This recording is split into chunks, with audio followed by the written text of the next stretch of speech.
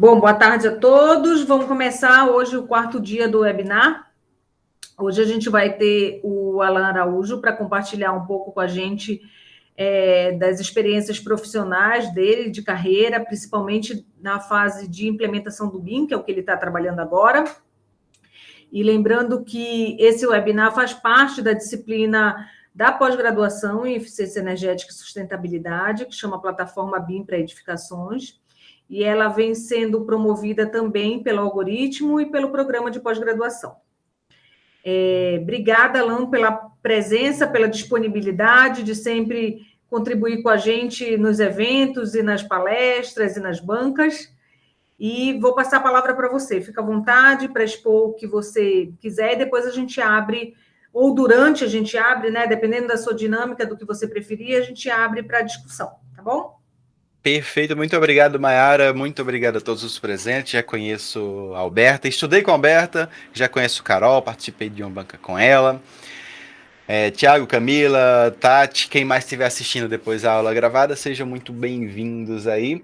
E como eu estava falando aqui a Mayara, eu resolvi dividir aqui a nossa apresentação, esta apresentação, em duas etapas principais, né? Uma, contar um pouco da minha história, um pouco de como eu evoluí, especialmente considerando dois termos básicos. Um, inovação. Dois, BIM, que é o que vocês esperam, principalmente escutar hoje aqui, né?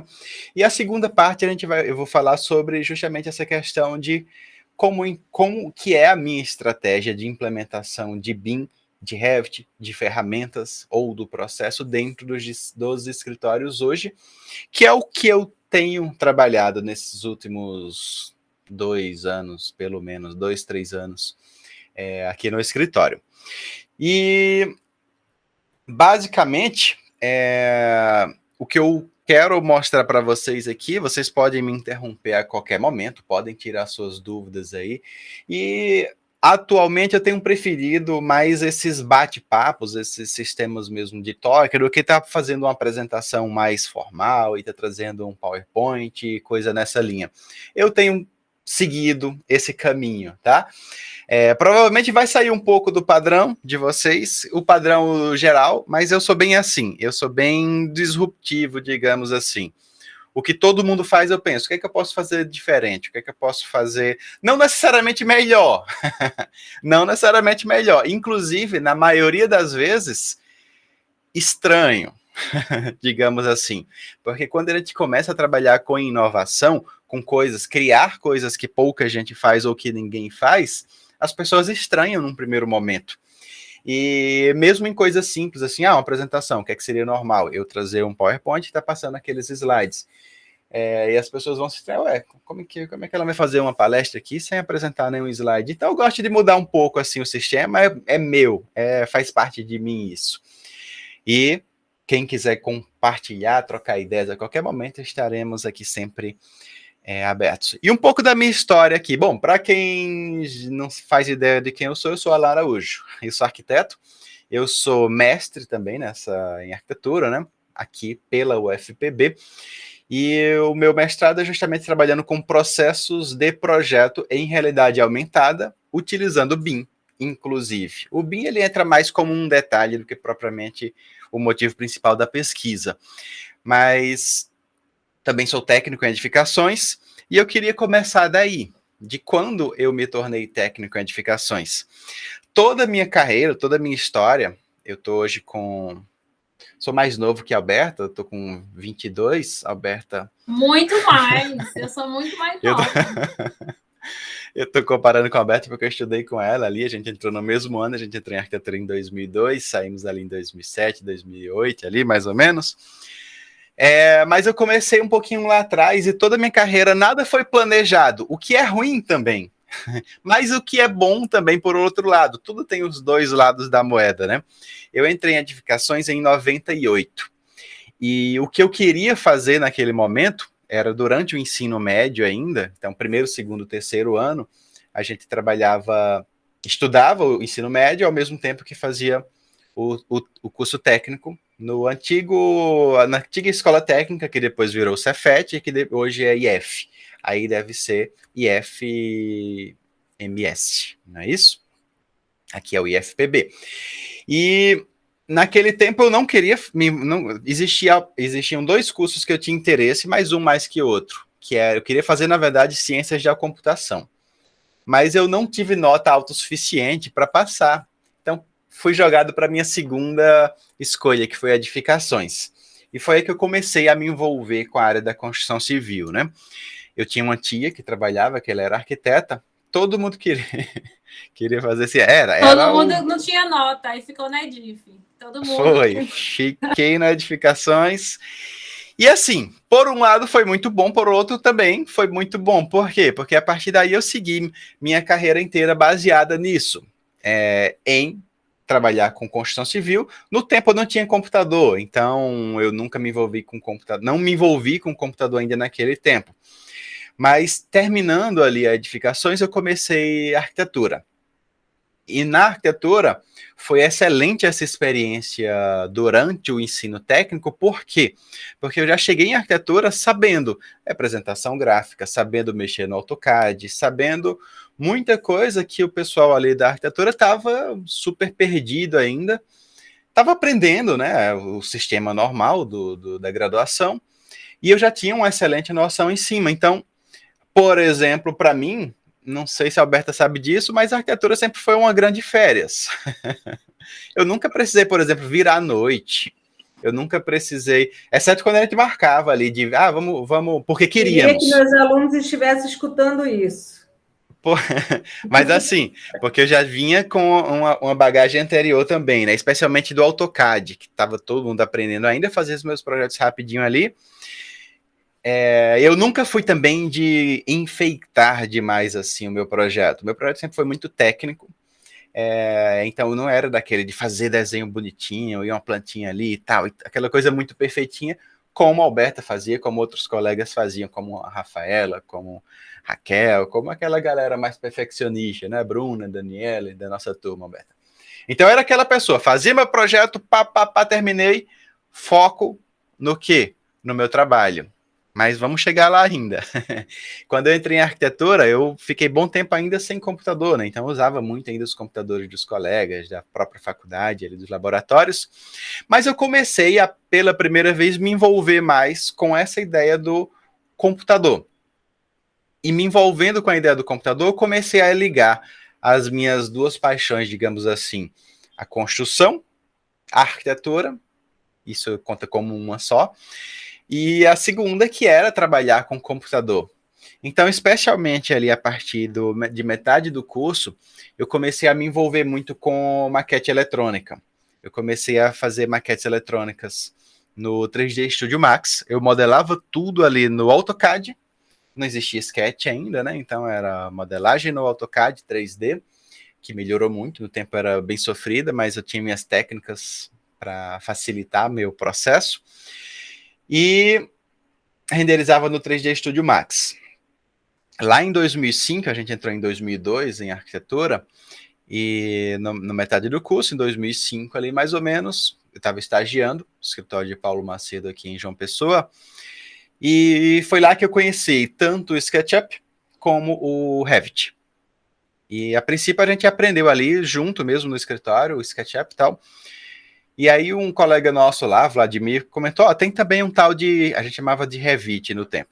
Tem um tal de Revit, com o tesão durão da gente aqui, né, Revit, que é muito bom também, igual o SketchUp. Só que é para fazer o projeto mais técnico, assim, e tal, mas a mesma coisa do Sketch.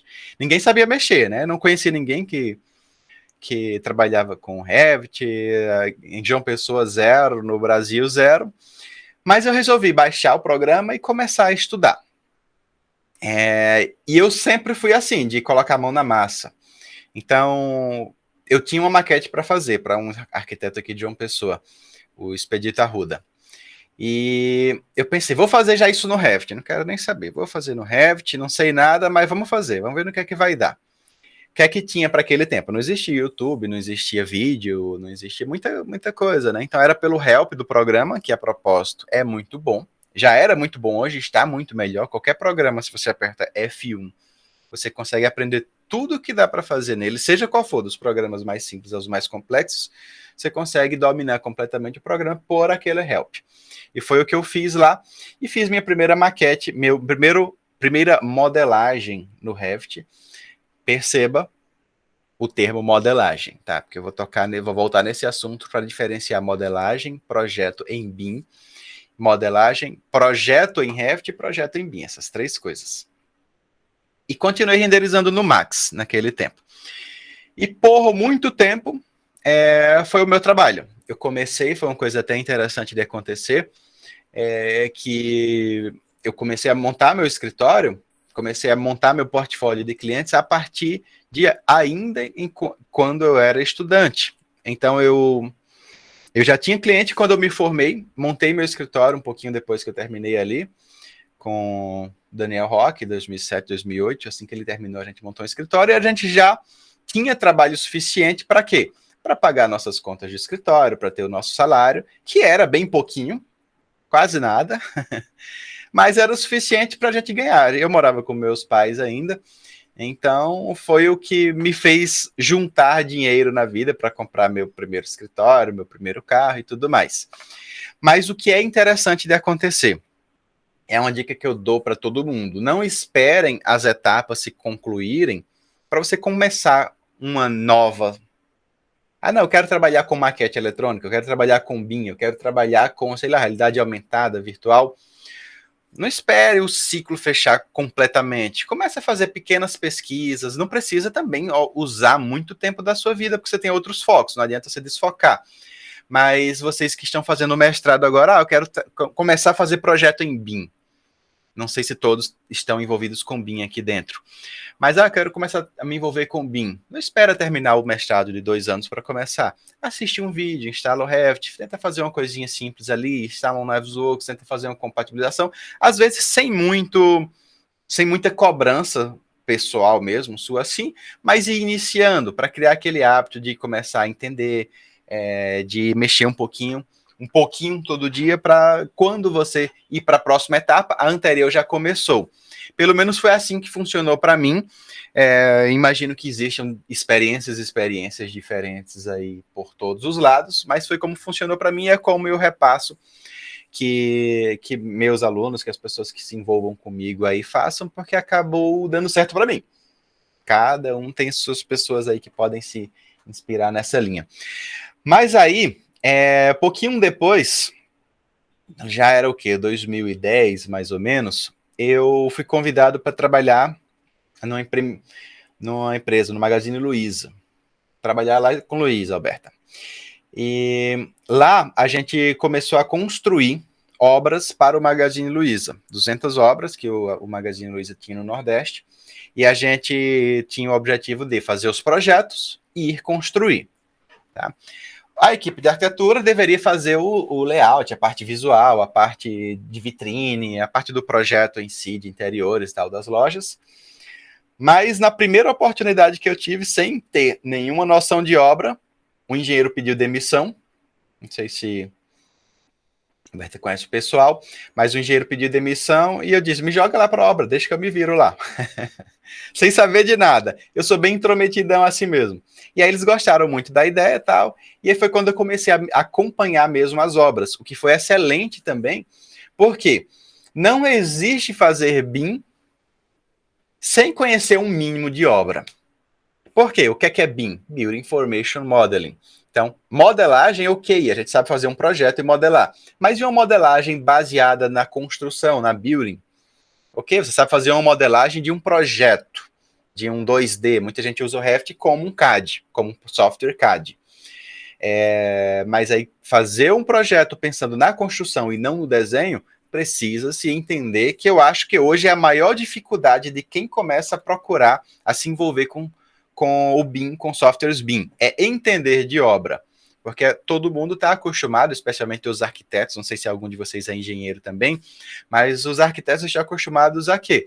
A fazer um desenho, a fazer um projeto funcional, a fazer uma arte do projeto para agradar o seu cliente, para fazer algo pensado no cliente, mas não necessariamente eles sabem como construir aquilo. dificuldade bem geral assim. E aí foi excelente essa minha experiência, porque eu tive um primeiro contato com obra.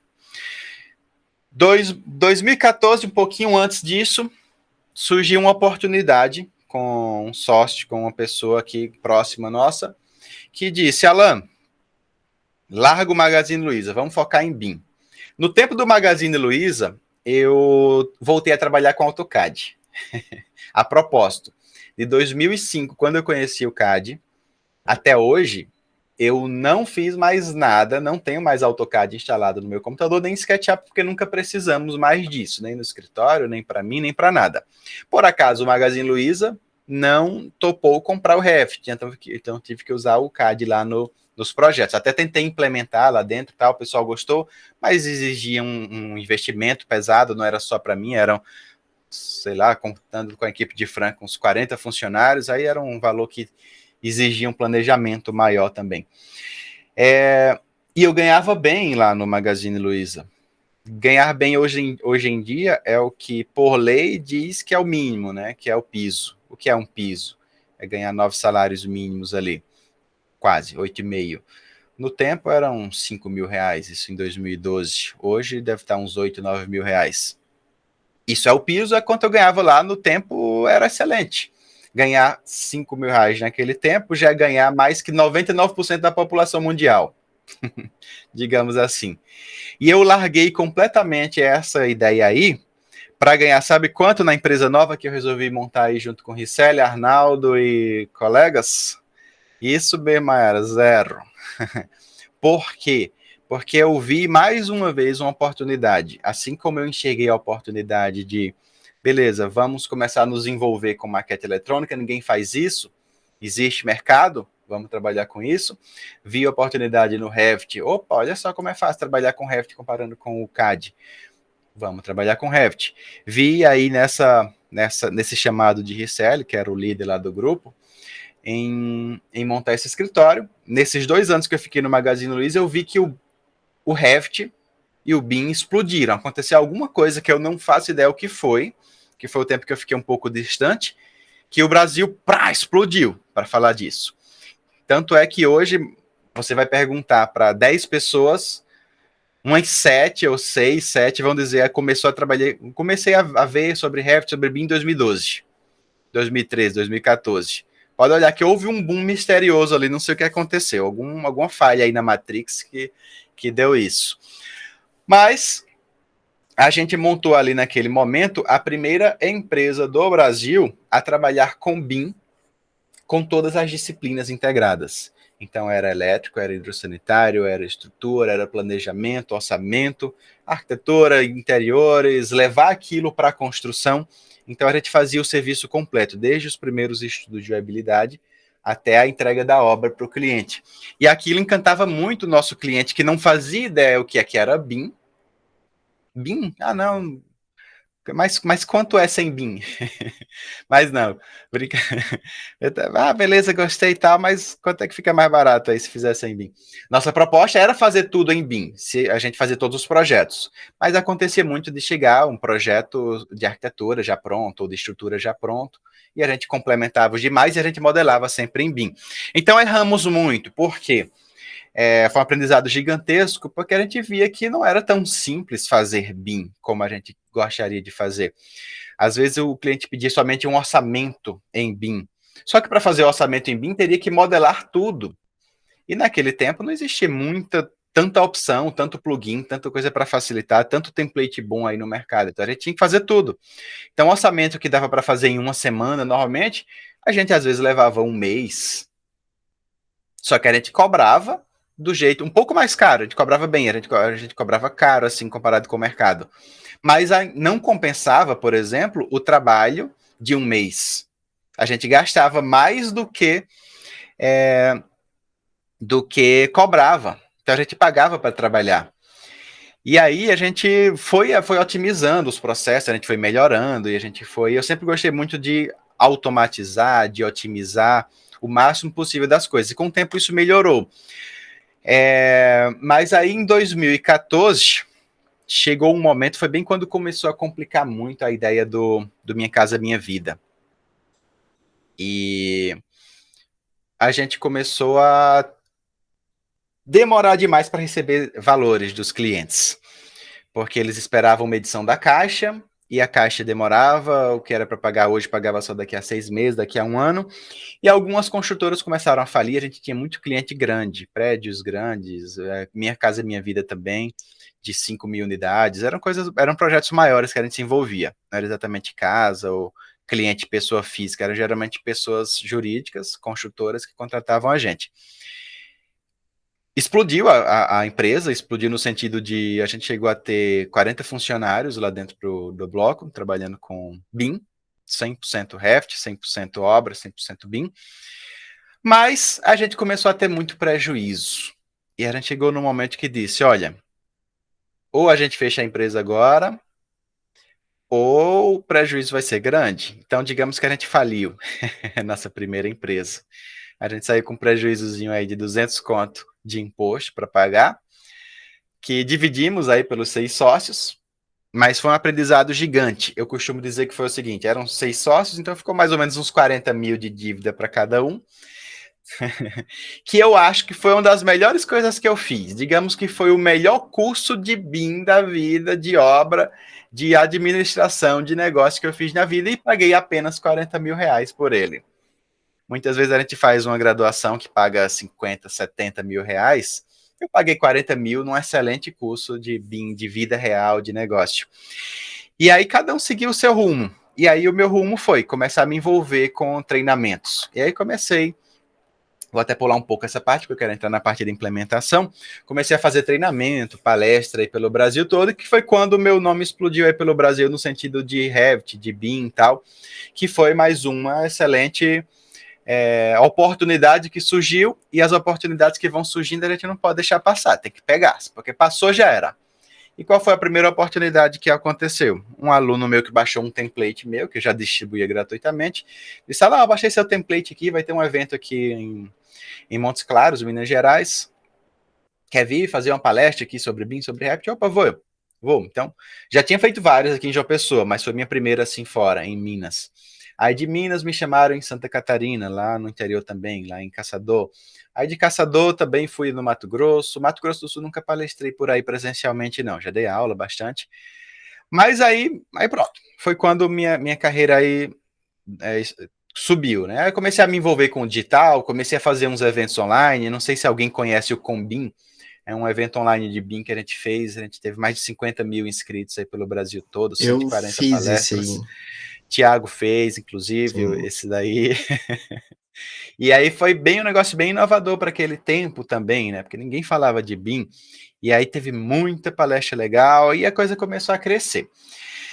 Depois, também passei a ser representante Autodesk, o que ajudou ainda mais eu estar viajando pelo Brasil e tal. Esses eventos me demandaram novas oportunidades, que eu ia pegando tudo que aparecia, né? Então, por exemplo, surgiu a ideia de ser coordenador da pós-graduação de BIM do IPOG.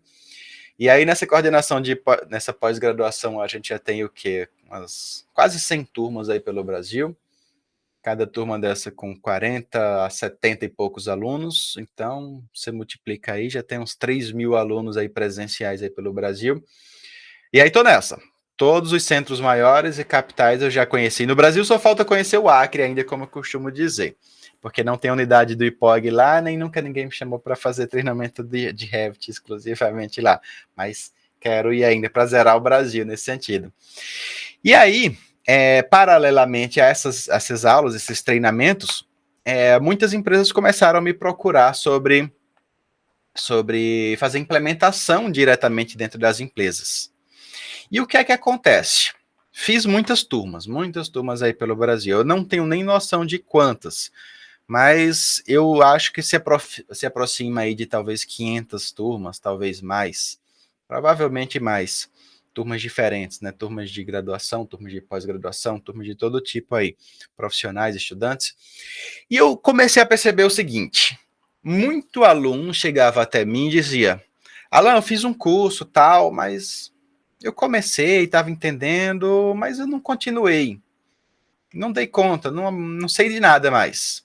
Assim como eu também soube por terceiros que às vezes alguém fazia um treinamento meu e E também dizia, não, eu fiz um curso de Alan, tal, estava fácil, no tempo eu aprendi, mas depois eu não dei continuidade, relaxei, não lembro mais de nada. Então, o problema não necessariamente era o professor, porque os mais renomados, assim, tipo, todos, eu lá na base, né, mas todos acima de mim, tinham alunos que não aprendiam, e eu que também estava na base, o mais fraquinho, o professor mais fraquinho também de todos, também ensinava para pessoas que alguns aprendiam e alguns não. Por que isso acontecia? Eu comecei a fazer algumas pesquisas, isso inclusive ainda durante o Combim. Por que você abandonou a sua implementação de Revit, a sua implementação de BIM? E aí eram citados vários motivos, mas alguns deles, com maior ênfase, aconteciam, por exemplo, deixa eu até ligar meu isso daqui para dar para ler. Objetivo. Aqui, um objetivo. 2, tempo. Peraí que eu assumi aqui. Um objetivo. 2, tempo. 3, coisas, bibliotecas, parceiros. 4, bibliotecas. Eram os principais pontos tocados, né? 5, acompanhamento. E baseado em todas essas pesquisas que eu vi, eu comecei a adaptar muito o meu treinamento. Então, o meu treinamento de 2017 para frente, comparado com o que aconteceu no Combim para frente e comparando com para trás, mudaram completamente, 100%. Quem fez qualquer curso comigo antes do Combim era uma coisa, quem fez qualquer curso comigo depois do Combim se tornou outra. E claro que ele vem evoluindo até hoje. E essa evolução foi justamente baseada nas dificuldades que as pessoas tinham em fazer essa implementação. Primeiro, não adianta fazer um treinamento de Revit sem saber exatamente o que é que você quer. Tá, não, quero desenvolver projetos tal tipo, quero fazer isso aqui, projetos de interiores, projetos de elétrico, do sanitário. Muita gente ia aprender porque, não, é novidade tal, eu quero. Mas, às vezes, não era nem digamos que, sei lá, Camila vive em obra. Ela não tem nem computador. Ela tem um computadorzinho lá, Core 2 Duo, de 10 anos, quando ela fez a faculdade dela, no início e nem mexe no computador, mas resolveu fazer Revit. Será que ela precisa aprender Revit? Será que não tem algo mais interessante que ela possa estar aplicando diretamente dentro da obra? Não é outro software que ela vai buscar? Será que não é um outro processo que ela deve carregar aí para dentro da obra? Então, isso aqui eu comecei até a demitir alguns alunos meus, dizer, esse curso não é para você. Ah, não, mas eu quero fazer. E eu deixava bem claro, não parece ser para você, você vai ser muito bem-vindo, mas vai ser muito mais interessante fazer isso daqui. Então, eu desvendia o meu curso que ele queria comprar, porque eu via que não era coisa dele. Eu sempre fui muito sincero assim com os meus alunos nesse sentido. Uma coisa que acontecia muito também por desistência meus parceiros, não tem ninguém aqui que trabalha com BIM aqui no escritório, na universidade, eu fazia os projetos sozinho, estava muito complicado, eu acabei abandonando e voltei para o Revit, voltei para o CAD, para o Sketch e tal. Biblioteca, antigamente era muito complicado, hoje já está muito melhor, porque tem biblioteca de tudo que é fabricante que você imaginar hoje em BIM, você encontra aí para fazer download. E um acompanhamento, tá? O acompanhamento que eu digo beleza, aprendi no curso, ok, e agora? O que é que eu faço? Esse foi um dos maiores pontos-chave aí nas minhas implementações. Então, baseado nisso, o que é que eu passei a fazer dentro das implementações dentro dos escritórios? Todo mundo que vem para mim assim chega. Hoje, por exemplo, o Senac veio falando comigo. Alan, a gente está com uma turma aqui em Santa Catarina e a gente quer fazer um treinamento de Revit. E o meu discurso é sempre o mesmo. Olha só, se você quer um treinamento de Revit, eu faço. Passo o orçamento para ele, é X. Mas já vou te adiantando. Provavelmente vocês vão jogar dinheiro fora. Como assim, Alan? Vai fazer um treinamento, tá? Você não entende de Revit? Entendo. Só que durante o curso, todo mundo sabe tudo, todo mundo entende tudo, porque como que acontecem os cursos? É aquele passo a passo. E você vai repetindo aquele passo a passo. E repetir é uma coisa. pensar e fazer e saber onde tem que clicar quando acontece um problema é outro totalmente diferente. Saber como agir diante de situações que você nunca imaginou que aconteceriam, que, sei lá, você se perde completamente. Então, eu costumo sugerir, ao invés de fazer apenas o treinamento, fazer realmente um acompanhamento, uma implementação que dura normalmente de 6 meses a 12 meses a 1 ano e meio. Normalmente é o tempo que tem acontecido aqui nas minhas implementações. A gente faz a gente bola uma estratégia para rodar aquilo em 1 ano. Alguns escritórios não conseguem, por conta do dia a dia mesmo dele. Então a gente estende mais 6 meses. Alguns estão bem focados, a gente consegue antecipar isso para 6, 8 meses.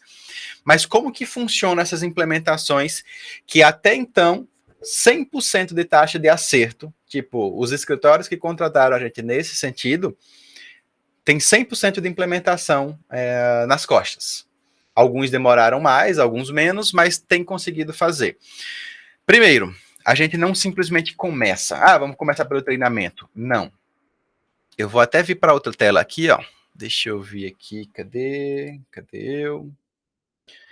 Cadê para mostrar melhor aqui o texto? Aqui. Vamos para cá, vamos ver nosso texto. Fica melhor de ler assim? Ou não? Acho que sim, né? Agora dá para ver. Senão eu ia pedir para Beleza. você compartilhar a tela aqui. Ok, mas dá para ler aí, né? Dá para ler. Bom, Dá. a gente passa hoje por 7 etapas de implementação dentro do escritório. E antes de tudo, eu preciso conhecer o escritório. Conhecer, então, é a primeira etapa que a gente chama de até esqueci o nomezinho agora, mas eu vou resumir como conhecer mesmo. É o diagnóstico, é isso. Diagnóstico. Sem ser crase. Sim.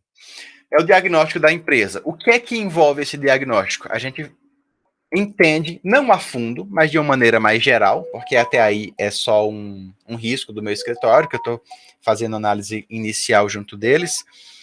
Deixa eu só desligar aqui meu celular. Para eles, então, definirem, decidirem como que vão continuar, né? O que é que inclui esse diagnóstico? Eu quero saber quem são as pessoas envolvidas no processo e com o que elas trabalham. Não só a profissão, tipo, a gente faz projeto de tal coisa, a Alberta faz projeto de interiores, Maiara faz projeto de estrutura, Tiago faz projeto vai para a obra, não só a função principal, o entregável dele dentro do escritório, como também os softwares, tá? Tanto os softwares como a função mesmo geral dele dentro do escritório, né? Para quê? Para começar a entender um pouquinho das pessoas. Também no sentido mais soft skills. Eu gosto de puxar muito nessa linha. Tem gente que gosta, é mais pesquisador. Tem gente que é mais autodidata. Tem gente que tem um perfil mais de liderança dentro do escritório. Aquela pessoa que puxa os outros. Tem gente que é aquele mais preguiçosão, que está ali, porque está todo mundo ali fazendo e vai só na onda mesmo. Então, eu converso com cada uma das pessoas para tentar pescar alguma coisa. Eu não sou psicólogo, eu não faço a melhor análise, mas eu tento, de alguma forma, pescar algumas coisas sobre isso daí. Às vezes eu jogo uma pergunta isca ali, só para ver qual vai ser a reação dele e tal. Se ele disser, não, eu faço ali e tal, eu já sei qual é o perfil dele. Não, isso aqui tem que fazer assim e tal, não sei, mas eu vou lá aí eu vou descobrindo, e claro, conversando com os líderes, eles também vão me passando informações sobre o pessoal. A partir daqui, aí a gente começa o contrato com o nosso cliente. A partir daqui, a gente vai começar a bolar as nossas estratégias de implementação. Isso vai incluir o quê? Quais os dias da semana? Dias. Quantas horas por semana? Quais os temas, as aulas que a gente vai abordar? Quem vai ficar responsável? Responsabilidades.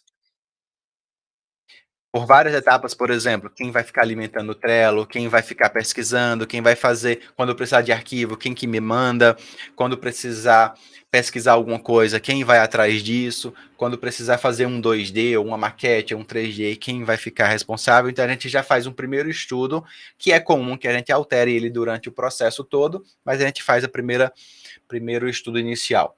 Normalmente, falando especialmente nesse início aqui, dias e quantidade de horas, eu gosto de fazer o seguinte: um único encontro por semana. Um encontro por semana. 2 horinhas ali. E eu indico para os escritórios que 30 minutos, estou até fazendo uma sériezinha esses dias aí, não sei se algum de vocês está acompanhando, 30 minutos todos os dias, parem para, minimamente 30 minutos, parem para fazer alguma coisa do que vai ser passado ali na semana. Revisar o assunto da semana e treinar algumas tarefas que eu passei para eles. Para quê? Para criar o hábito de todos os dias trabalhar com uma ferramenta nova. Para não ficar aquela coisa, pode ser só no sábado, Alan, porque durante o escritório aqui tá corrido. Não, não pode. Inclusive, a gente tem algumas leis que, se elas não são cumpridas, a gente demite o escritório. Se o escritório não tiver interessado, eu não vou queimar meu nome e diminuir minha taxa de 100%, por conta daquele escritório, que já aconteceu isso, inclusive, tá? Geralmente, não, Alan, então a gente vai se reorganizar aqui, a gente vai começar a fazer isso, tal. E ele já vem bem mansinho assim para mim, tal, porque sabe que estão errados. E se eles querem fazer acontecer, eles precisam. Não é fazer um treinamento, não, vamos fazer aula ali e a gente vai aprender Revit. Se não treinar, galera, já era. Não adianta de nada. Vai jogar mais uma vez o dinheiro fora. Eu não quero o dinheiro de vocês. Eu quero que vocês me indiquem para outros escritórios, para eu ter cada vez mais trabalho, para eu ganhar o dinheiro de todo mundo. Eu não quero só o seu, não, eu quero de todo mundo. E para isso eu tenho que fazer o melhor possível por vocês. E se vocês não me deixarem fazer o meu melhor trabalho, eu não vou conseguir ter uma boa demanda aqui, porque vocês depois vão contar, fiz uma implementação com a Alan, mas gastei 20 mil reais, lá 30 mil reais para fazer a implementação, e não adiantou de nada. Não quero escutar isso, porque vai ser péssimo para mim, como para tudo, né, que eu já desenvolvi. Às vezes isso aí mata muita coisa. Então, eu gosto de fazer um encontro só por semana, para dar tempo de todos os outros dias existir uma prática pessoal de cada um desenvolvendo os seus trabalhos no escritório, começando a fazer as primeiras coisas e tal. Então, às vezes o escritório está mais apressado, a gente faz 2 aulas por semana e tal, mas eu não costumo recomendar. Geralmente eu faço isso para situações mais específicas. Eles querem colocar um projeto no ar nos próximos 6 meses por conta de, sei lá, uma licitação que eles ganharam e tem que fazer isso. A gente dá uma corridazinha ali naquele primeiro momento, mas a gente sempre deixando muito claro, olha, isso aqui, normalmente eu recomendo que aconteça durante o período no momento do trabalho lá. Não é tipo, cada funcionário em casa vai estudar, porque não dá certo. Já tentei isso aí também, não deu certo, a gente teve que adaptar. Por exemplo, atualmente a gente está fazendo uma implementação no escritório lá em São Paulo, que o grupo começou a se dispersar, depois que a gente fez a primeira etapa e começou a soltar para eles, e a gente organizou para todos os dias, antes do expediente, às 7h30, a gente fazer um encontro. Então, todos os dias o pessoal chega mais cedo no escritório, não chega mais de 8, chega de 7h30 para a gente fazer esse nosso encontro. E aí eles têm uma tarefa para outro dia também. E todo dia tem chamada, porque estava tendo uma evasãozinha, todo dia tem chamada e quem fez e quem não fez. E aí eles ficam, eita, não, tenho que fazer tal. Quando não vem, eles vêm se desculpar, não consegui hoje, porque tal coisa e tal. Mas eu não tenho bonzinho, não. Levou falta e levou não fez. Aqui é assim agora, porque eu estava vendo que estava desandando essa implementação. Então, eu dou uma puxada pesada para voltar para os eixos. Feito isso aqui geralmente a gente faz em 10 dias, uma semana, 2 semanas ali de conversa, a gente começa o nosso primeiro treinamento. O primeiro treinamento, ele é mais genérico, ele é mais abrangente, mesmo que seja um escritório, tem engenheiro, arquiteto, designer, a gente faz mais abrangente para começar a entender como funciona a ferramenta. Geralmente a gente começa com Revit, que é como a maioria das pessoas me procuram. E a gente começa esse treinamento, são treinamentos de 30 horas. Às vezes a gente aumenta um pouquinho, dependendo se o escritório tem uma demanda diferente, 30, 40 horas. E a gente faz esse treinamento inteiro, uma vez por semana, mais os 30 minutos deles todos os dias, eu ajudando eles nos grupos do WhatsApp. Durante esse tempo, já que são 30 horas, a gente faz isso em 2 meses. Se fizer o cálculo direitinho aqui, 32 horas, 16, 24, 32, dá 8 semanas. 2 horas por semana ali e tal, mais os extras. O cálculo é exatamente esse daí, porque tem uns trabalhos, umas coisinhas aí que tem que entrar no cálculo, mas dá 2 meses. Nesse período, a gente desenvolve o template da empresa. Por quê? Porque esse também é um dos principais desmotivadores de uma implementação dentro dos escritórios. O não ter a base. Mas a gente gosta de apresentar o projeto assim, com essa simbologia, com esses dados, com essas informações, com essas cores e tal. E aí, às vezes, o escritório começa a fazer... Tá ouvindo, Tati? começa a fazer... Ontem mesmo ela me comentou sobre isso, que ela estava tendo dificuldade, estava apanhando no escritório, porque ela não tinha esse projeto de implementação, esse template de desenvolvimento no escritório dela. E aí, o que acontece, Tati e Mayara? É comum que os escritórios fizeram um treinamento. Quem só faz o treinamento, né? Por exemplo, o pessoal do Senac que entrou em contato comigo ontem hoje. Vai fazer e agora é cada um por si. Aí o que é a primeira coisa que as pessoas querem fazer? Então vamos agora organizar o nosso padrão para fazer o nosso primeiro projeto no nosso padrão. E isso leva 8 meses. 12 meses, 6 meses, muitos meses. E não terminaram. Porque é um negócio mais avançado, exige conhecimento mais avançado da ferramenta, tem que entender os detalhes, às vezes a pessoa não sabe que dá para fazer alguma coisa, aí fica fazendo gambiarra, e aí o escritório, correria do dia a dia, a prioridade é o cliente, a prioridade é o projeto, então vai fazendo o template no tempo que dá, aí passa um mês sem mexer, sem abrir o Revit, aí no outro mês abre de novo, aí faz mais um pouquinho, e aí fica aquele negócio bem porcão tal, e acaba nunca começando a fazer o que realmente importa, que é o seu projeto piloto.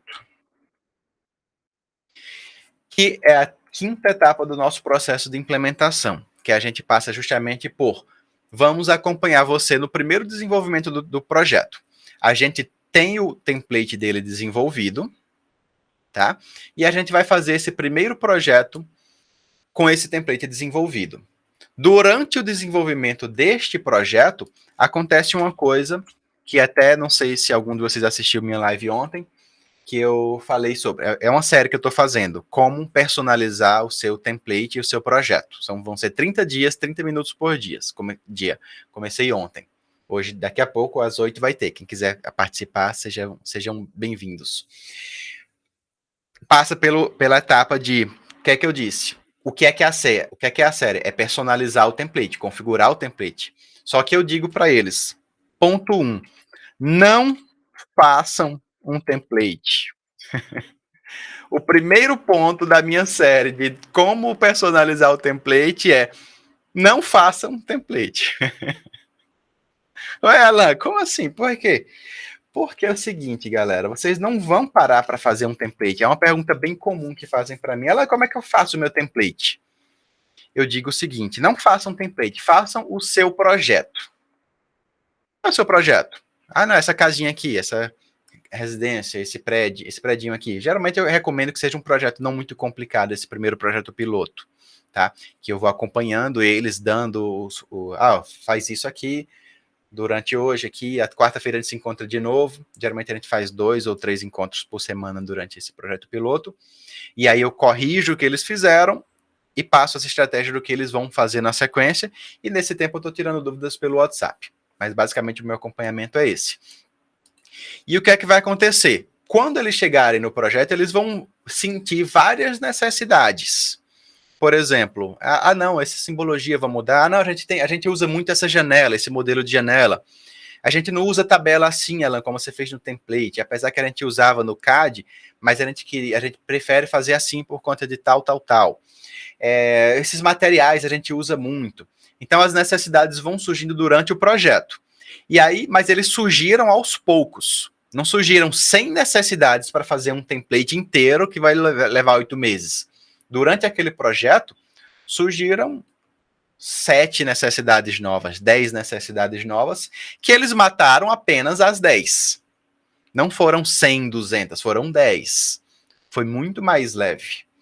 E aí, no final daquele projeto, eles têm a versão 2.0 do template deles, que é o template inicial, que quem não está fazendo a implementação comigo, eu deixo gratuito o meu template executivo, né, que ele já está muito bem otimizado em relação à representação gráfica, inclusive atualizada desse ano, a 6492 desse ano que foi atualizada, e em termos de apresentação de projeto. Então ele já está bem chutinho em relação a isso. O que vai precisar ser personalizado são toques pessoais mesmo, que o escritório gosta. Eu gosto da cota vermelha. Eu gosto do céu preto e branco. Eu não gosto de céu, eu gosto do céu azul, numa fachada, tal. Então, eles vão personalizando pequenas coisas, e na medida que essas pequenas coisas surgem, eles dão uma pesquisa, eles me perguntam, eles dão uma pesquisada no YouTube, mas não é aquilo, não é aprender Revit em um mês. É focar em fazer o primeiro projeto, o segundo projeto, o terceiro projeto, e sempre com foco no projeto, nunca na ferramenta. A ferramenta vai ser somente um detalhe que vai precisar, de vez em quando, ali, pescar alguma coisa na internet para cumprir a necessidade do que realmente importa, que é o projeto. Sei lá, eu estou fazendo um móvel, uma marcenaria.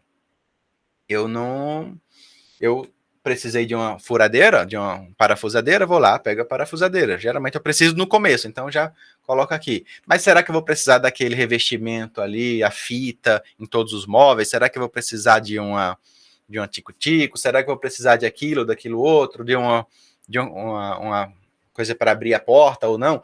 Então, você pega o que você precisa na hora que você precisa. Essa é sempre a minha estratégia. Para quê? Para você focar no projeto, não na ferramenta. A ferramenta é auxiliar somente. E aí a gente termina o nosso primeiro projeto piloto, e feito esse primeiro projeto piloto, a gente faz um segundo treinamento avançado. Esse treinamento avançado, ele segue a seguinte estratégia. Tudo que a gente percebeu de necessidade nesses últimos 2, 3, 4 meses, 5 meses, 6 meses, depende muito da estratégia que a gente bolou até aqui, até chegar nesse momento aqui, 7 meses, 8 meses, depende muito da empresa. A gente vai vendo, a empresa aqui, o escritório trabalha muito mais com interiores, ou trabalha com muito projeto que a topografia é acentuada demais, ou trabalha muito com urbanismo, ou faz muito esse tipo de detalhe. Então é um treinamento bem personalizado às necessidades do escritório, não é mais algo genérico, é algo 100% aplicado ao que eles fazem, seja o que for, focado nisso e focado em que também? No treinamento do uso do template. Porque muita gente gosta de comprar template na internet, ou contrata um template, mas não adianta de nada você comprar o melhor template, pagou 20 mil reais no template, ou pagou 100 reais no template, e não saber usar. Então, a gente faz um treinamento sobre como usar o template, sobre como usar as famílias daquele template. Além do próprio foco no projeto também, que são necessidades que vão surgindo, né? E a etapa final, a partir daqui, eles já sabem, aliás, a partir daqui, 90% dos projetos que surgirem no escritório, eles já sabem fazer. O que é que possivelmente eles não sabem fazer? Surgiu um projeto aqui que tem um detalhe aqui no corrimão, nos brises, uma forma mais orgânica, um negócio mais diferente, mais fora do linear deles. Por quê? Porque a gente, durante o treinamento básico, a gente faz 4 ou 5 projetos. Então é bem focado no projeto. São 30 horas, mas não é como mover, como copiar, como fazer trim. Não é, a gente não para ensinar os comandos assim. É direto no projeto. Projeto 1, primeiro dia de aula, nunca peguei no CAD na vida, no Revit na vida. Eu já tive alunos que nunca nem começaram a arquitetura ainda. Acabaram de passar 16 anos na arquitetura, vão começar semestre que vem, e o tio indicou, aí foi lá fazer. E faz a mesma casa no primeiro dia, nas primeiras 3 horas, tem o projeto inteiro. Senhorinha ali de 70 anos, nunca abriu CAD na vida, mas resolveu aprender Revit. pagava os projetos lá para alguém fazer para o CAD, porque ela tinha dificuldade. Já tive essa aluna também, não só uma, como 3 já surgiram para mim assim. No nível de não sabe mexer nem no mouse direito. Teve uma aluna lá de Itabuna, que ela disse, Alan, estou entendendo tudo, sua explicação está muito boa, estou anotando aqui, está bem legal. Eu só não estou conseguindo, eu só não estou entendendo aqui o mouse. Aí o mouse? Como assim não está entendendo o mouse? Aí eu fui lá olhar, né, como é que ela trabalhava com o Revit. Aí era do tipo, ela ia dar pan, né? O que é que a gente faz no pan? Aperta o botãozinho lá do meio do mouse e dá uma puxadinha. Aí lá ia ela assim, pegava aquele scroll ali lateral, aí saia puxando assim, bem sofrida, assim, tal, para dar o zoom. Aí ia fazer ali, ia clicar na parede, aí ela puxando aqui na horizontal. Aí eu não vou falar o nome dela, entendi e tal. Aí o interessante é que ela tinha muito interesse. Então ela chegava em casa e praticava muito. E eu percebi que no final do curso, ela evoluiu muito mais do que o aluno que dizia que já sabia Revit. Não, eu já sei Revit e tal, eu vim mais para aperfeiçoar, para aprender um pouquinho aqui e tal. E no final do curso eu percebi que ela chegou sabendo mais. Aliás, ela terminou sabendo mais do que o aluno que dizia que... Por quê? Porque ele, não, já sei e tal... terminava bem rapidinho ali, ia olhar o WhatsApp, ia olhar o Instagram, ia fazer qualquer outra coisa da vida. E ela estava praticando, ela estava mexendo, ela chegava em casa, do tempo que ela tinha, estava mexendo. Fez os projetos no ritmo dela, mas no final eu vi que o aluno que dizia que sabia, estava com dúvidas tão básicas ainda, e às vezes ela própria falou para ele, não, isso aqui é assim, tal, tem que clicar assim. Aconteceu no meio da aula esse tipo de coisa. Então, às vezes o esforço, né, vale muito mais. Tem até uma frase boa que eu escutei uma vez, não sei de quem é essa frase, mas o esforçado, eu não vou saber, eu vou tentar passar a ideia, mas o talento sem esforço acaba perdendo do que não tem talento, mas tem esforço. A frase certa é mais bonita, mas a ideia é isso daí. Eles falam, só interrompendo, eles falam do Cristiano Ronaldo, né? Levando para a gíria do futebol, que eu gosto de futebol, mas dizem que o Cristiano ele é super. Ele não tem o talento do Messi, mas ele é super esforçado. Então, por isso que ele chega ali no nível, né? Para o pessoal que gosta do Messi aí, então. O Cristiano é o talento, é o esforçado, né? Ele não tem o talento ali nato do Messi, mas ele se esforça muito. Tanto é que diz assim, se o Messi tivesse a força de loucura do Cristiano do robô, né? Aí era tipo ET, né? Não tinha quem segurasse, então, porque o cara é meio ET. É bem isso. É igual ali também de Naruto, na mesma linha. Quem conhecer Naruto aí. Mas é isso. E o passo final é 7, item 7. Horas extras de consultoria. Geralmente eu delimito. Vamos ter aqui 20 horas, 10 horas, geralmente eu coloco. 10 horinhas ali, depende da implementação, às vezes o escritório envolve muito interiores, ou elétrico, ou hidrossanitário, tal, o que for, eu aumento essas horas também. Por quê? Porque, e essas horas não são tipo eu ensinando, são mais tirando dúvida. Alan, como é que faz isso? Aula gravada, aí eu mostro lá e faço. Entendi. Alan, como é que faz isso aqui? Lista, para ser aquela hora bem otimizada. Tipo, como faz isso? Faz assim, isso, assim, isso, assim. Porque uma coisa é você parar para fazer um projeto. Por exemplo, esse mesmo projeto que eu faço na aula 1, a gente leva 3 horas para fazer. Mas eu tenho esse mesmo projeto gravado em 15 minutos.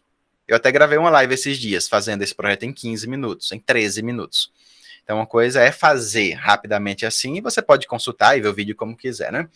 E aí eu deixo essas horas para ficar, sei lá, de vez em quando eu vou lá no escritório, dou uma atualizada, dou umas ideias, sai uma versão nova, o que é que tem de novidade, eu vou lá e mostro. E aí sempre que eles vão precisando, eu nunca medi essas horas, nunca medi, mas eu meço porque se, sei lá, alguém quer me cobrar, eu vou lá e cobro de volta. Mas são 10 horas só. Mas por que eu nunca meço? Porque eu tiro dúvida até de graça, né? Para todo mundo, no WhatsApp, nos grupos, no Instagram, em tudo que é canto. Imagina quem já me pagou a implementação inteira. Então, nunca precisei fazer conta disso, tá? Um dia, provavelmente, eu vou me arrepender, assim como eu já me arrependi de muitas coisas que eu já fiz na vida sem contrato, e pensar, não, é amiga, não, é conhecida aqui e tal, é parente.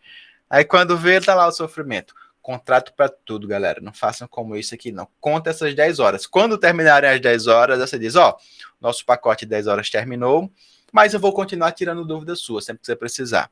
Se por acaso eu perceber que precisa de muitas coisas, é até melhor fazer assim, porque ele vai perceber, olha só, ele já terminou aqui de fato, mas ele está me dando aqui a mais esse treinamento. Aí eu acho que valoriza mais até. Então não façam como eu, que às 10 horas eu não conto e deixo por fora.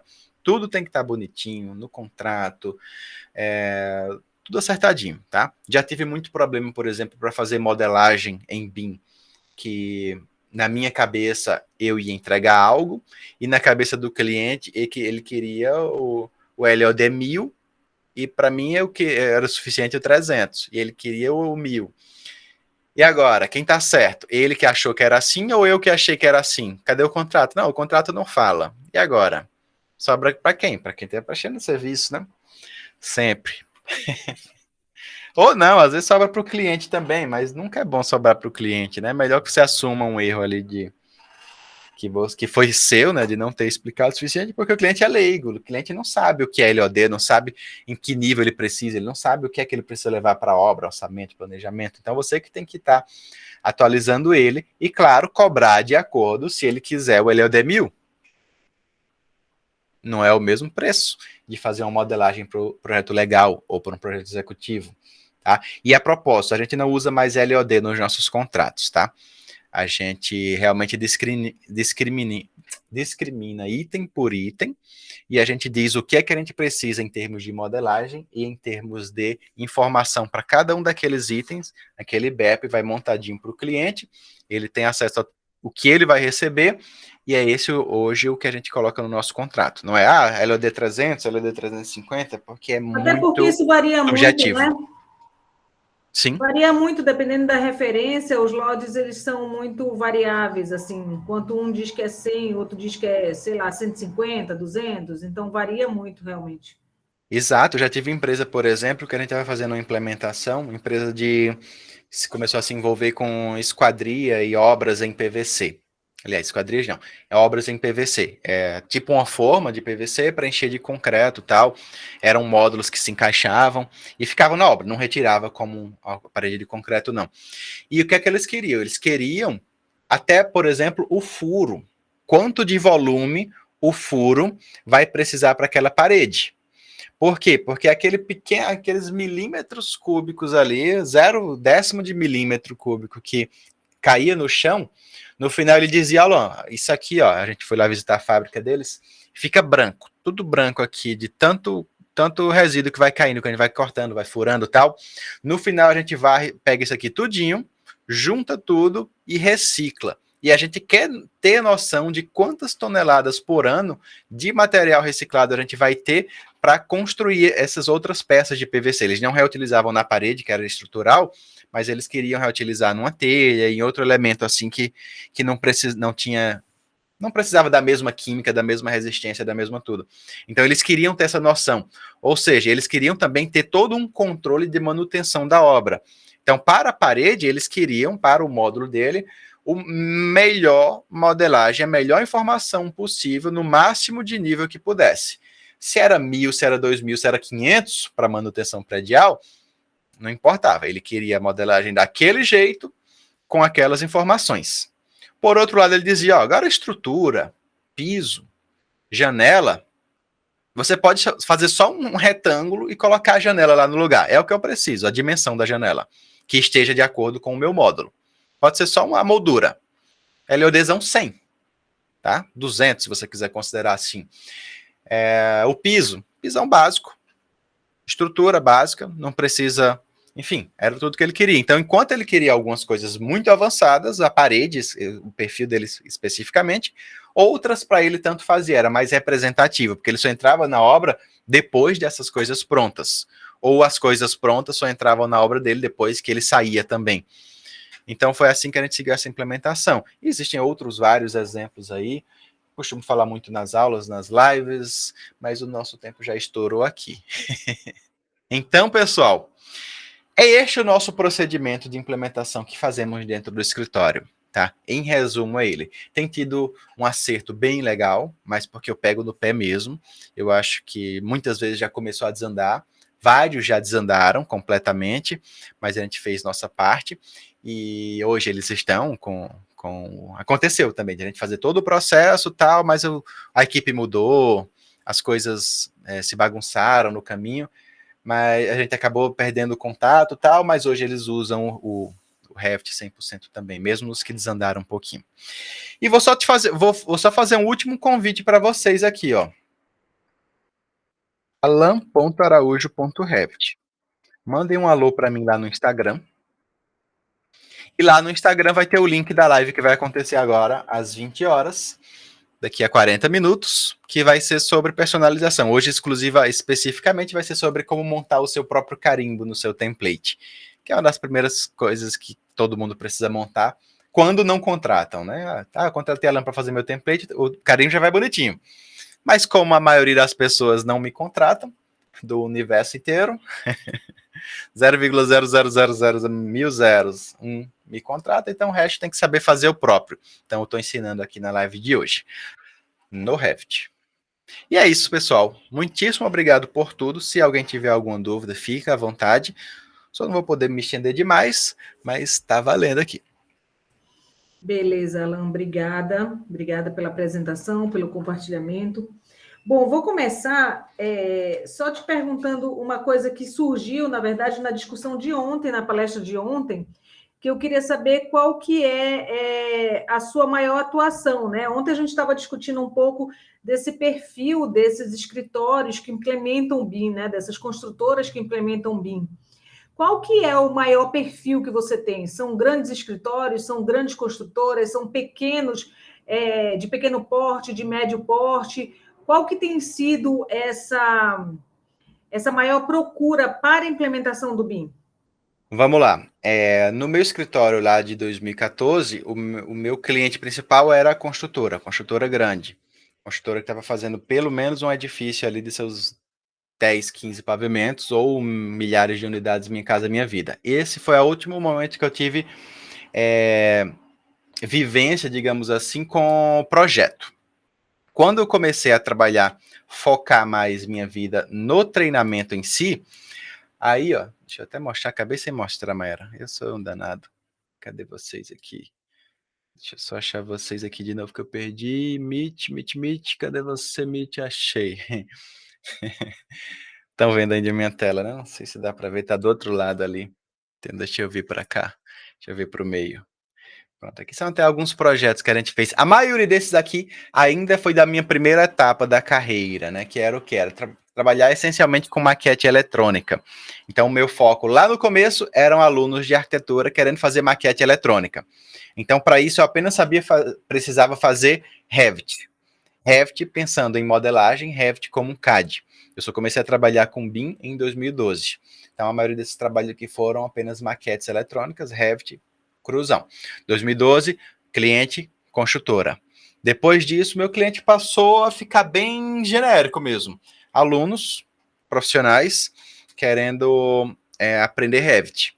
A maior parte dos meus clientes hoje são pessoas físicas querendo aprender Revit. As empresas que eu faço implementação, a gente tem uma regrinha aqui que a gente só pega 3 implementações por vez para a gente poder se mexer com os treinamentos, com outras coisas que acabam rendendo mais aqui para o escritório. Mas o nosso foco hoje, o nosso maior cliente é o escritório pequeno. Escritório com 5 pessoas, com 10 pessoas no máximo. Inclusive esse de 10 pessoas agora de São Paulo que a gente está fazendo, trouxe até uns parceiros de fora, umas 3 pessoas de fora, para acompanharem junto com eles.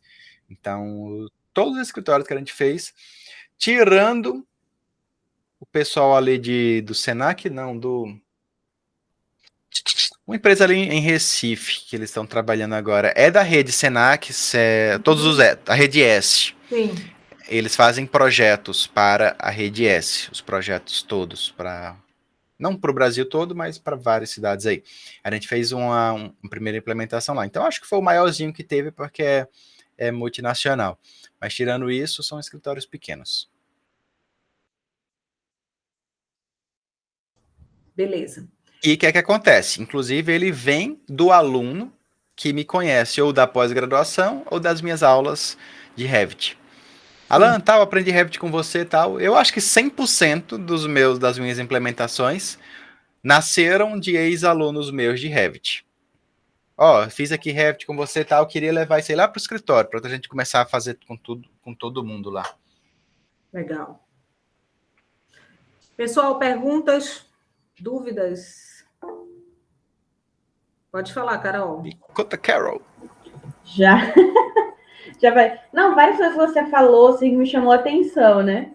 Que tem tudo a ver, realmente. A pessoa que queria entrar para a área de ciências da computação, né?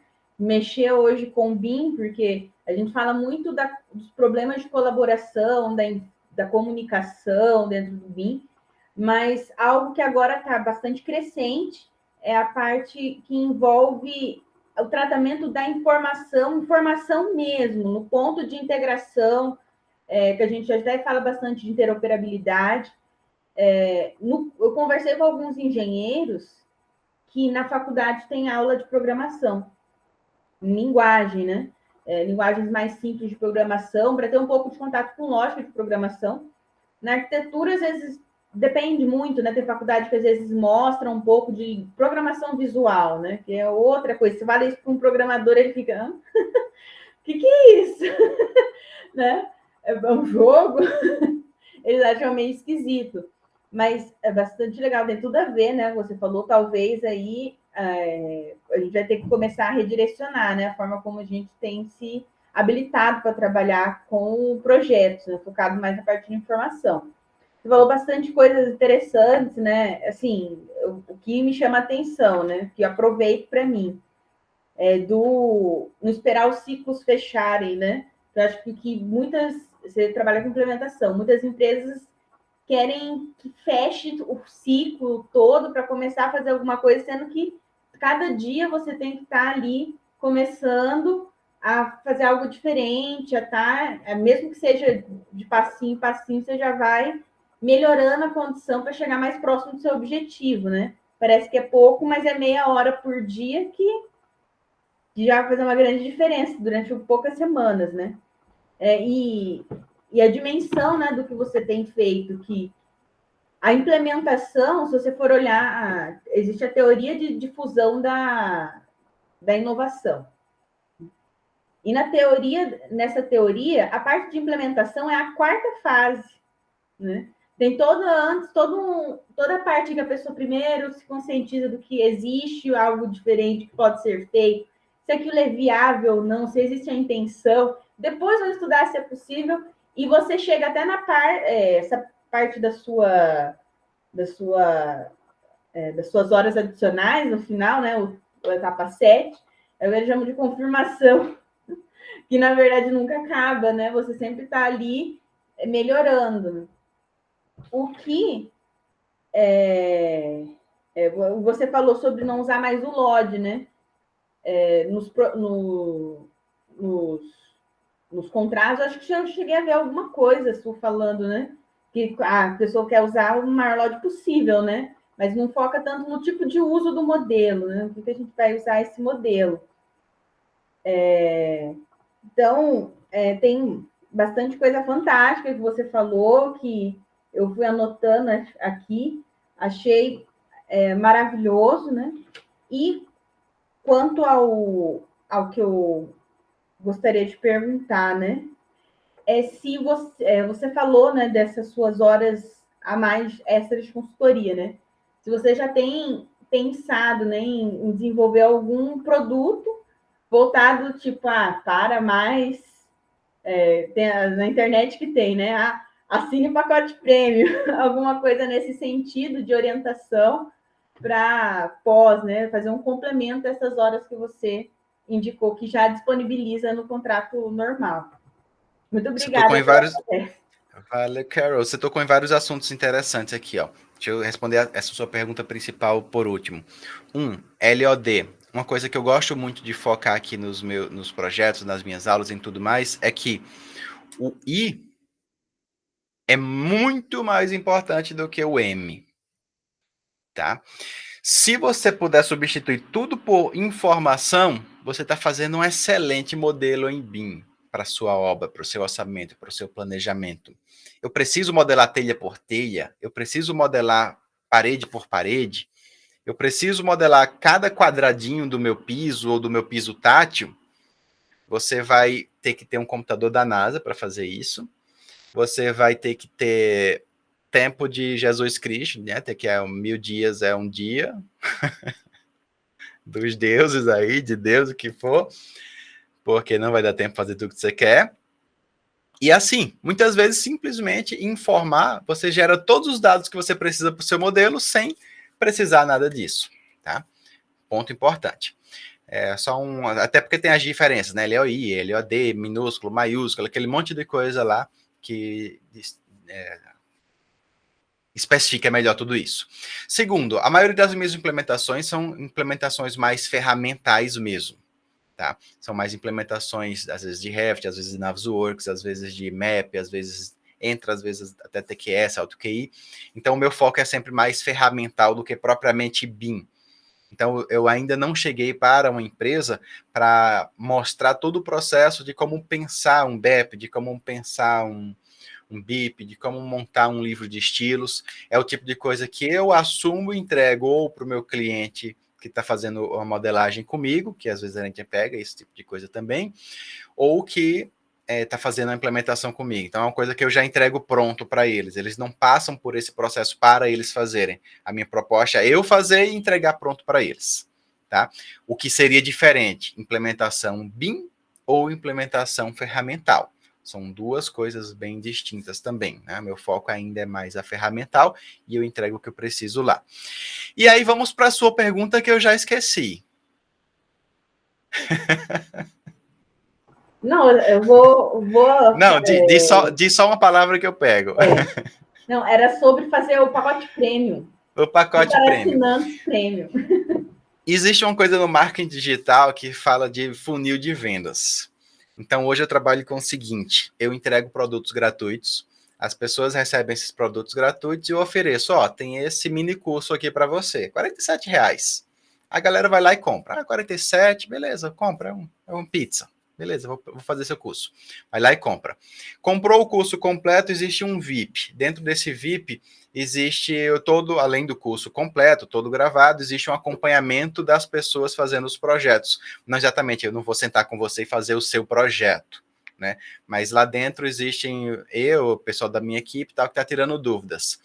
Partindo daí, existe o próximo passo, que é um produto novo, que você falou agora, existe um VIP nesse sentido, tem um que eu estou criando agora, que é um acompanhamento um pouco mais personalizado. Eu estou querendo lançar ele para ajudar os alunos de TCC fazerem os TCCs de graduação. Faça seu projeto de TCC no Revit. Essa é a minha ideia. Qual que é a ideia? É estar junto deles, junto dos orientadores, dando ideias, não de projeto, mas, assim, também, às vezes, de projeto. Do uso da ferramenta mesmo, né? Do uso da ferramenta, de possibilidades. Se você for por aqui, você pode fazer um estudo solar também, vai te ajudar nesse caminho. Você pode fazer essas tabelas, pode fazer esses detalhamentos. Então, a ideia é estar disponibilizando, me disponibilizando ou alguém da minha equipe, 2 horas, 1 hora de manhã, 1 hora de tarde, todos os dias para os grupos, não é uma consultoria individual, para os grupos entrarem, mostrarem um projeto, apresentar um pouco, tirar dúvidas. É um produto que a gente está lançando aqui novo em relação a isso daí. E aí vão ter 2 vertentes, TCC e escritórios, na mesma linha, em grupos, fazendo isso aqui. E o próximo passo seria fazer a própria implementação, que aí tem um custo mais alto, e aí essas horas de consultoria são dadas por hora, né? Se a pessoa quer mais horas, se a gente percebe que são no nosso primeiro estudo, ou durante o processo a gente percebeu que o escritório precisa de mais horas, então a gente adiciona proporcionalmente, né? Então, seria o VIP. Então, existe todo esse funil aqui que a gente faz E aí você para até onde você achou interessante. Legal. Às vezes no template gratuito. Diz aí, Thiago. Tiago. Ô, Palan, A minha dúvida era em relação ao IFC. Eu acho que você concorda que até hoje é algo que não está muito desenvolvido, né? A gente carrega mais o modelo geométrico do que as informações do modelo nesse tipo de arquivo. E você vê, tem norma específica dele desde 2013, né, internacional. Você acha que é uma tendência muito grande o uso do BIM ser centralizado nele para Olha, compartilhamento de informação? o maior problema hoje do IFC é que até para você pegar um documento do Word e transformar ele em PDF, ou abrir esse documento do Word e abrir esse documento no Office do Google, o Google Sheets lá, o planilha, o do Google Docs, texto, puro texto, já dá bronca. Imagina você pegar um modelo 3D inteiro para sair do Navisworks, para sair da Graphisoft, para sair lá para Nemetschek, lá para ACA, lá para Autodesk, lá para... Então, o que é que acontece? Vem muito problema. Será que a gente tem tempo para perceber os problemas? Será que às vezes acontece aquela coisa? É mais fácil você refazer o projeto no outro software do que você pegar o negócio e tentar descobrir onde é que tem problema e ajustar. Então, essa é a realidade hoje do IFC, tá? Essa é a prática. A teórica é outra. A teórica que é tudo bonito, que é tudo perfeito, que é tudo mil maravilhas, tá? O IFC nada mais é, não sei se já tentaram fazer isso, um bloco de notas. Já tentaram abrir um IFC num bloco de notas? Vai vir toda a estrutura de dados lá dentro, organizadas. Não sei se já tentaram abrir num Access da vida da Microsoft também. Dá para ver toda a ligação entre os objetos e como eles se estruturam lá dentro, um arquivo de Revit também. Então o negócio é bonito, mas vem muita falha. Um exemplo, você coloca uma abertura no Revit. A abertura geralmente não é lida no IFC, quando você leva para o ArchiCAD, por exemplo. Não sei como está hoje em dia. Você coloca um shaft, que é um buraco no piso. Ele vai o piso inteiro. Então, quando que o IFC funciona? Quando o processo está muito bem escrito. Quando exatamente o que vai dar certo e o que vai dar errado já é sabido antes. E você já vai fazer exatamente como deve ser feito. Já existe uma conversa, já existe uma parceria entre os escritórios, entre os profissionais, para não fazer daquele jeito, nunca, e fazer daquele jeito exatamente, um manualzinho bem bonitinho de exatamente o que você precisa fazer, o que você precisa entregar, como você precisa entregar. É quando o IFC funciona hoje. Se isso for dentro do mesmo escritório, é mais fácil você organizar isso. Quando começa a envolver muitos outros escritórios, aí fica ainda mais complexa a coisa. Tá? Vai melhorar, com certeza. Vai chegar no ponto que vai ficar perfeito? Não sei, porque vão surgir outros softwares. E aí vamos ter que adequar o IFC para outro software. E aí, de repente, ninguém usa mais Revit. Está todo mundo usando o Mayara BIM, que ela criou lá uma startup. E o Mayara BIM, ela é toda em realidade aumentada e tem que ser pensado para mobile e como é que eu vou organizar. Enfim. Tá? Então, é isso. Funciona se o processo, se o BEP, se a sequência estiver muito bem organizada, muito bem escrita. Uhum. Eu não sei se você já ouviu falar do Blender Sim. BIM que veio. Você acha que ele veio para facilitar? Já que você consegue preencher os parâmetros ali do IFC, tá tudo certinho, assim? Ó, eu não mexo muito bem com Blender, meu irmão mexe, eu não me envolvi muito com Blender BIM, mas eu, pelo que eu escuto falar, tá num nível assim de SketchUp BIM, do IFC do SketchUp. Beleza, é um começo, já é bastante coisa, já é um excelente salto para um software de modelagem, permitir adicionar informação a ele, mas especialmente quando o objetivo é pensar numa compatibilização, numa continuidade de projeto, no começar um projeto aqui e terminar ali, é onde a maior parte do problema acontece. Uma coisa que funciona bem também, por exemplo, não, fiz meu projeto no, sei lá, chutar um software qualquer, no TQS. Fiz toda a minha documentação, todas as minhas tabelas no TQS. 100% entregue ali. Exportei IFC com um único motivo: compatibilização de projeto. Funciona bem. Funciona bem. O que é que começa a morrer? Começa a matar tudo. Quando você quer puxar informação do IFC Minha câmera de vez em quando desliga aqui aleatoriamente. Você quer puxar a informação do IFC que você fez no Revit e você quer puxar na tabela do ArchiCAD. Eu não confio, não. Ou o contrário. Fez o projeto no ArchiCAD, exportou o IFC e quer puxar as informações perfeitas ali no Revit. Tem que dar uma lambida gigante no modelo inteiro, parede por parede, para ver onde é que tem problema, para ser realmente um negócio confiável. No mesmo nível de alguém que acabou de aprender uma ferramenta e está dizendo que está fazendo um modelo executivo em BIM. Tem que dar uma conferida gigante para ver se o negócio está certo. Entendi. Assim, você vai ver N cases de sucesso. E outros N cases de insucesso também. A maioria dos que eu vivi, a linha é essa. Tá bem escrito, um processo bem linear, funciona. Não, tá mais solto, escritórios soltos, a chance de dar erro é gigante. E é muito importante, né? Tá tudo centralizado, certinho, comunicado. Sim. Beleza. Tanto contratualmente como projetualmente também. Carol, você vai ser a última dúvida agora. Você está com a mão levantada, porque eu vou ter que preparar a live agora. Ah, não, eu não sei se alguém... Eu já perguntei se alguém... Ah, tá, que sua mão está levantada ainda. Alguém quer ganhar a última, então? Bem rapidinho, né? Lógico. Disavertation. Bem rapidinho. Você falou que você já deu curso para pessoas com 16 anos, assim, eu digo assim, com pouca experiência em obra, né? Queria saber sua opinião sobre isso, porque a gente está tentando implementar lá no IF, né, a questão curricular Legal. Da discussão de competência e tudo mais. E nosso aluno, ele tem, você é técnico, né? Você sabe que o aluno, ele vê um pouco de obra. Acho que o técnico, ele é mais para obra do que projeto, né? Se você for analisar, se a gente for colocar assim na balança, eu acho que ele é mais obra que projeto. Queria saber sua opinião sobre isso, porque tem muito professor... Eu acho que é mais... Eu vou falar aqui... Olha só. Tá? Eu acho que é mais comodismo, assim. Mas eu queria ouvir tua opinião. O que é que você acha aí de vida profissional aí? Olha só, Berta, eu já tive a oportunidade de dar aula aqui no IFPB para várias turmas. Todas as turmas que eu dei aula no IFPB foram minhas melhores turmas de workshop assim que eu fiz. Assim, de workshop, não de turma, porque eu não fiquei com eles o curso inteiro, né? Mas, vai ter um workshop ali, vamos fazer um projeto.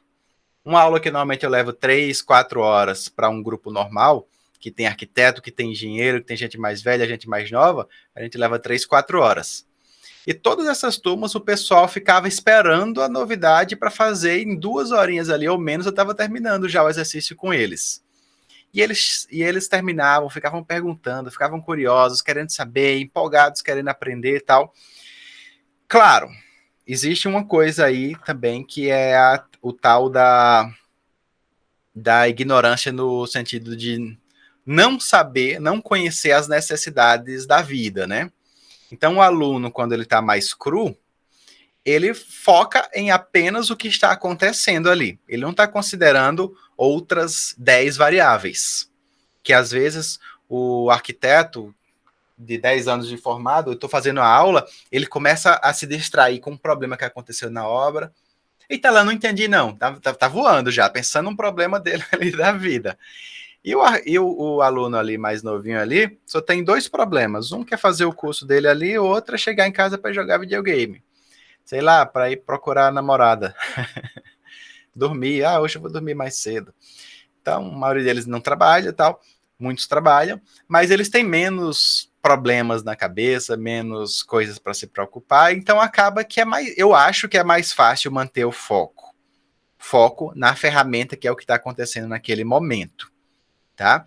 E eu não vejo problema nenhum, tá? Isso é opinião minha também, muitos vão discordar, em começar pela ferramenta e depois pensar em BIM. Por quê? Porque é mais fácil você começar a pensar no BIM depois que você escrever um livro, sei lá, você começar a falar inglês, depois que você já tem uma pequena base. Não adianta você começar a escrever um livro se você não sabe escrever ainda. Não, eu nunca li, não sei escrever, não sei ler, vou escrever um livro. Dá para escrever? Dá se você sair ditando para alguém, né, a história, e você vai contando a história. Mas você você não sabe escrever. Enfim, então, eu acho que funciona bem. Foi como funcionou para mim, né? Eu aprendi primeiro a ferramenta, foquei 100% na ferramenta, para depois, comecei em 2005, 8 anos depois, em 2012, 7 anos depois, que eu comecei a fazer BIM. Então, entre usar Revit como uma ferramenta CAD, até começar a usar o Revit como uma ferramenta BIM, foram 7 anos de aprendizado.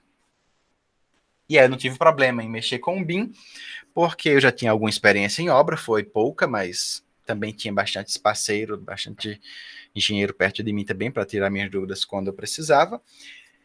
E outra coisa que é importante a gente saber, não tem como a gente saber tudo, é impossível você querer saber tudo. Tá? Então, BIM só existe com multidisciplinaridade. Tem que ter arquiteto, tem que ter design, tem que ter engenheiro, tem que ter o eletricista, tem que ter múltiplos profissionais trabalhando ali em conjunto. A menos que você já seja aí 30, 40 anos de mercado, você substitui muita gente. Muito disso daí. Mas ainda assim, os especialistas dentro de uma equipe é o que vai fazer um BIM realmente perfeito, digamos assim. Ou mais próximo disso, porque perfeito é impossível, mas um BIM bem elaborado, um modelo BIM bem construído. É que isso, muito. Diz, Alberto. Não, bem rapidinho. Só terminando o comentário, é porque a gente está nesse debate, né? Tipo, os professores dizendo que a gente tem que só focar no introdutório. E a gente tentando avançar, porque no quarto período tem a parte de projeto integrado. Então, a ideia seria realmente dar uma integrada nisso aí. Então, claro que ia começar pela ferramenta, mas a gente queria avançar para uma integração ali, pelo menos estrutural, né? Uma coisa talvez hidráulico, que a gente tem as cadeiras. Então, só para agradecer o debate aí mesmo, que a gente está nessa luta para defender que avance um pouco mais, sabe? Você está dando aula na graduação ou no técnico? Estou na parte de edificações do técnico. Edificações. Edificações. Aí vocês vão ter que testar. Vocês vão ter que testar mesmo. Agora, assim, eu não recomendaria avançar demais. Entendeu? Tem que ir com os pés no chão, no chão, né? Porque senão vai acabar cobrando demais, buscando demais e não vai ter o resultado esperado. E eu gosto muito também de focar na prática, né? Eles não precisam saber tudo da ferramenta, eles precisam saber o que eles precisam para aquele projeto. E aí fica muito mais simples. 3D Studio Max, que eu aprendi lá atrás, eu demorei 3 anos para aprender, para começar a fazer minha primeira maquete, porque eu queria aprender tudo. E hoje eu digo que não é aprender tudo, é aprender o que você precisa, é focar no que você quer fazer naquele momento, e com o tempo você acaba aprendendo tudo. Porque se você quer começar fazendo tudo, quer começar a falar inglês fluentemente em um final de semana, vai dar errado. Com certeza. Bom, obrigada, Alan. Te agradecer de novo pela disponibilidade. Obrigada a todo mundo que participou. Agradecer a todo mundo. Eu vou deixar gravado aqui, eu vou finalizar a gravação, mas já convidando vocês também para amanhã, que é o nosso último dia. Amanhã a gente vai sair um pouquinho desse foco do BIM, a gente vai trazer um pouco da produção dos meninos de parametrização e fabricação digital, né? Então, o Adriano e o Vini vão apresentar um pouco da produção deles aqui, porque a gente tem uma vertente lá na disciplina também que fala um pouco da parametrização desses processos de projeto, com fabricação digital. Então, amanhã eles vão apresentar isso também, tá bom? Obrigada a todos, boa noite, gente. Até mais. Valeu, pessoal, tudo de bom para todo mundo.